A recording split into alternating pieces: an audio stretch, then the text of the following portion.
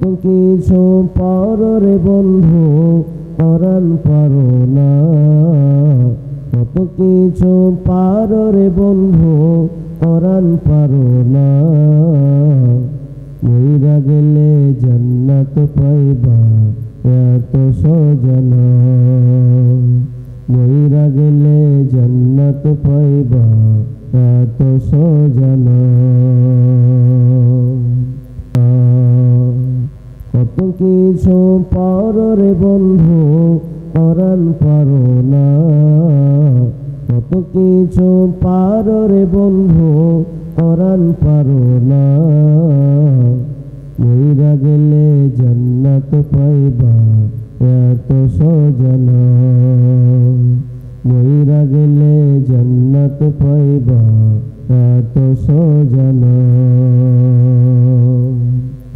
এনে বিয়ে পাস করিয়া হইলাম অফিসার,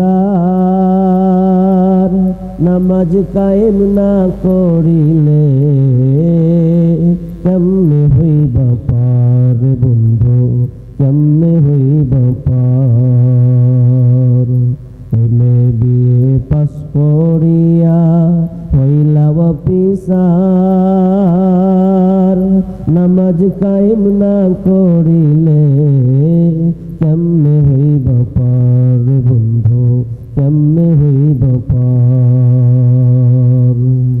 নামাজ কায়েম না করিলে সব কিছু যাবে বিফলে, সালাত কায়েম না করিলে সব কিছু যাবে বিফলে। আখেরাতে পড়বে ধরা, রেহাই পাইবা না। কত কিছু পারো রে বন্ধু পরাণ পারো না, মইরা গেলে জান্নাত পাইবা এত সজন, মইরা গেলে জান্নাত পাইবা এত সজন। তুমি অনেক ক্ষমতাবান রাজনীতিবিদ,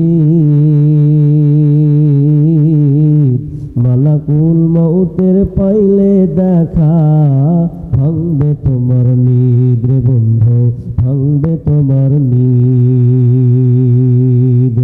তুমি অনেক ক্ষমতাবান রাজনীতিবিদ, মালাকুল মউতের পাইলে দেখা ভাঙবে তোমার নিদ রে বন্ধু, ভাঙবে তোমার নিদ। কত নেতা এলো গেল চিরকাল না থাকতে পারলো, কত নেতা এলো গেল চিরকাল না থাকতে পারলো। সবারই তো একই রাস্তা, কবরের ঠিকানা। কত কিছু পারো রে বন্ধু পরাণ পারো না, মইরা গেলে জান্নাত পাইবা এত সজন, মইরা গেলে জান্নাত পাইবা এত সজন।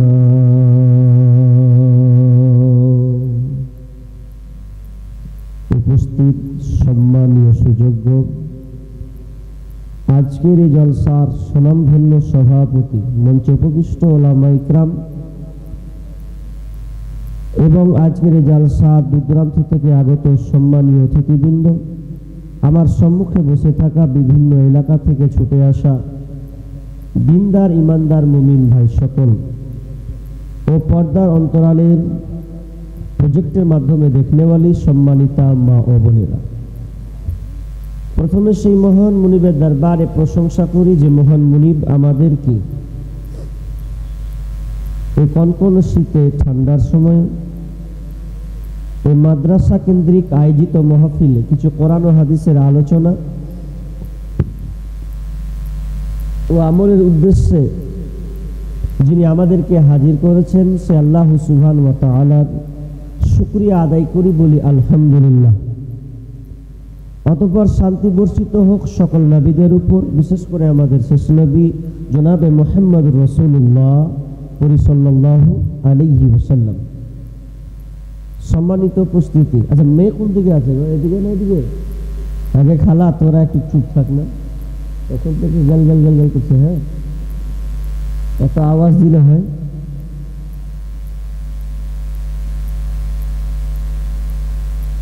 আমি আপনাদের সম্মুখে মহাগ্রন্থ আল কোরআন থেকে সূরা বনী ইসরাঈল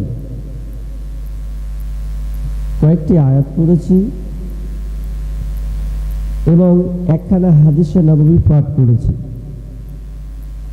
আয়াত ও হাদিসকে সামনে রেখে আজকে আমার আলোচ্য বিষয় খুবই গুরুত্বপূর্ণ হতে পারে, আপনার সঙ্গে আমার ঘটকা লাগতেও পারে।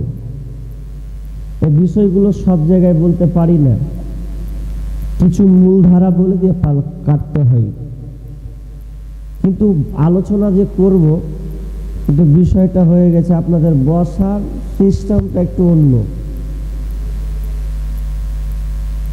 মানে একদিকে ভারী একদিকে হালকা, এরকম একটা লাগছে, লাগে না? মানে আমাকে এইদিকে ঘুরতে হবে, তাহলে মনে হয় হবে। মানে এমন হয়ে গেছি, শ্রোতা যদি সামনে না আসে, কি হলো রে বাপ, বন্ধ করুন। লাড়া ঘাটা হয়েছে নাকি গো? লাড়িও না বেশি, 6-9 হয়ে যাবে। তো কিছু লোক যদি শেষে গালা একটু এদিকে আসেন, তাহলে মেকআপ খেয়ে নেবে। হাজি, যার মোচ আছে তার বুঝতে সুবিধা আছে, বলছি আবার মোচ সবার আছে তো নাকি? বেশিরভাগ সবার। আচ্ছা, মোচের কত ডিজাইন, দুদিকে আছে তো একটা সৌন্দর্য আছে, নাই? আমি যদি এদিকে ছেটে এদিকটা রেখে দিই, ভাল লাগবে? ভাল লাগবে না। তা আপনাদের বসার ওই রকম হয়ে গেছে, মানে একদিকে ছাটা আর একদিকে রাখা। তো কিছু লোক কি এইদিকে আসলে, সবাই না, তাহলে কি হবে, সৌন্দর্য দেখতে ভালো লাগে, এটা আমি আশাবাদী। কিছু লোককে কাটতে বলছি আল্লাহর হস্তে, ভাই স্পেসিফিক থাকেন, এদিকে এসে গেছেন, আর রাজ্যের ঠিক গভীর তাই নেই, আল্লাহর হস্তে আছেন ভাই, মানে সামনে সেসব একটু কাটলেন, ভূমিকা দরকার আছে। আমরা পৃথিবীতে বাস করি, পৃথিবী বাস করতে গেলে নিয়ম কানুন মেনে চলতে হয়, তাই তো? আমি আপনি যদি নিয়ম কানুন না মেনে চলি, তাহলে আপনিও ঠিক মতন চলতে পারবেন না, আমি পারবো। প্রাকৃতিক নিয়ম রুলস আছে, তেমনি ভাবে আল্লাহ সুবহানাহু ওয়া তাআলা আমাদেরকে রুলস, তার নিয়ম নীতি বেঁধে দিয়েছেন। তার গণ্ডিতে চলতে হবে, নিজের ইচ্ছা মতন চললে আপনি শান্তি পাবেন না। আর আল্লাহ যেটা সৎ উদ্দেশ্য, যেটা আমাকে আপনাকে কেন বানিয়েছেন, আল্লাহ মানুষ এবং ইনসান এই দুই জাতিকে কেন বানিয়েছেন, তার ইবাদত করার জন্য। আপনার দুনিয়াতে যদি অনেক ঝামেলা ঝোট হয়, কোনো বিষয় নেই, তো ঝামেলা ঝোট হতে গেলে আপনি বিচারকের কাছে যান ফয়সালা নেওয়ার জন্য, যান কি যান না? যান। প্রথমে আমি আল্লাহর রায় দিয়ে আমি আপনাকে শুনিয়েছি, ওটাই আমি আপনাকে বলবো। আল্লাহ সুবহানাহু ওয়া তাআলা সূরা বনী ইসরাঈলের 23 নম্বর আয়াত, আল্লাহ বলছেন, ওয়া ক্বাযা রাব্বুকা আল্লা তা'বুদু। ক্বাযা মানে হচ্ছে রায় ঘোষণা করা, কাজী হয়ে যেটা রায় দেয়, এটা হচ্ছে ঘোষণা দেওয়া। ফায়সালা দিয়েছেন আল্লাহ, একটা ফায়সালা দিয়েছেন, ওই ফায়সালাটাকে আমাদেরকে মানতে হবে। কি কি ফায়সালা আয়াতে? বেশি নাই, চট করে দুইটা বিষয় আছে, একটাকে শেষ করব আর একটাকে ধরবো সময় পেলে। তো আল্লাহ তাআলা কি প্রথমে বলছেন? বিসমিল্লাহির রহমানির রহিম, ওয়া ক্বাযা রাব্বুকা আল্লা তা'বুদু ইল্লা ইয়্যা। আল্লাহ সুবহানাহু ওয়া তাআলা প্রথমে রায় ঘোষণা করেছেন, নির্দেশ দিয়েছেন। রায় কে দেনেওয়ালা? ঘোষণাটা কার? তো আল্লাহর। পৃথিবীতে আল্লাহর চাইতে বড় রায় ঘোষণা করনেওয়ালা আর পৃথিবীতে দ্বিতীয় কেউ নাই। আল্লাহটাকে, তো আল্লাহর রায় কত কঠিন, ফায়সালা কত সিদ্ধান্ত এবং চূড়ান্ত। আল্লাহ হলেন আলাইসাল্লাহু বিআহকামিল হাকিমিন। আল্লাহ হচ্ছেন বড় বিচারকের বিচারক, হাকিমের বড় হাকিম। তো আল্লাহ প্রথমে রায় দিচ্ছেন ওয়াকাযা রাব্বুকা, রবের পক্ষ থেকে তোমাদেরকে রায় ঘোষণা দিচ্ছেন আল্লাহ। তো রায়টা যখন আল্লাহর হয়েছে, তার মানে সারা পৃথিবীর মানুষকে মানতে হবে। বুঝাচ্ছি, একটু বুঝেন। দুনিয়াতে কোনো জিনিসের ঝামেলা যদি হয়, আপনি একটা সর্দার মরণ আনলেন কিংবা কাউকে নিয়ে আনলেন কাজীকে, তো আপনার বিচার আপনাকে ভালো লাগলো না, বাট এটা আপনার বিচার মানবো না। যদি ওর বিচার ফাইসালা যদি আপনি না মানেন, তাহলে আপনার পথ আছে, রাস্তা আছে। রাস্তাটা কেমন? আপনি চলে যাবেন বিচারকের কাছে। বিচারকের আইন আপনাকে মানতে ভালো লাগলো না, তো আপনি চলে যাবেন ম্যাজিস্ট্রেট কোর্টের কাছে।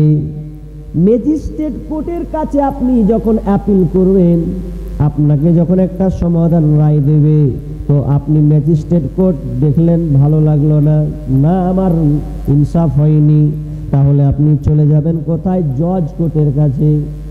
জজ কোর্টের আইন যদি আপনাকে ভালো না লাগে, তাহলে আপনি অ্যাপিল করবেন কোথায়? তো হাইকোর্টকে। হাইকোর্টে আপনি অ্যাপিল করবেন যে আমার সমাধান আপনি রায় দেন, ভালো করে রায় দেন। এরপরে হাইকোর্ট যখন আপনাকে রায় দেবে, তো হাইকোর্টের রায় যদি আপনাকে ভালো না লাগে, তাহলে আপনি সুপ্রিম কোর্টে অ্যাপিল করবেন।